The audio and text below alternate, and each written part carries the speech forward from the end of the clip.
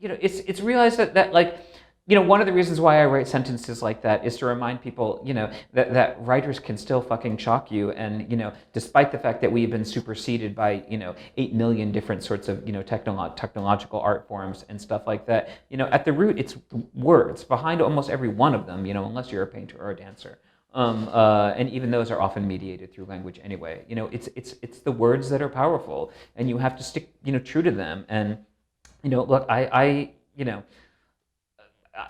know how to offend people, and sometimes I think it's really important to offend people, just to remind people, that there are standards and values that are important to them.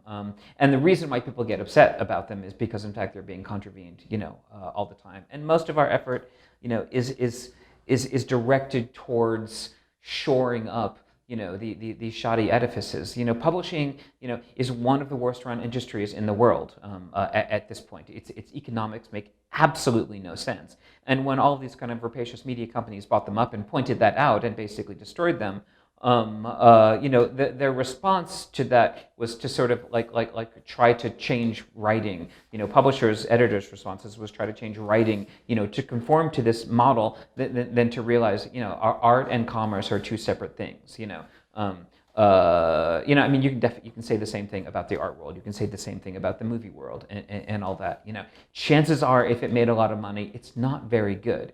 It might be pleasurable, it might be entertaining, and all that, but it is not going to be speaking any truth to power, to use a phrase that's around these days. And it's not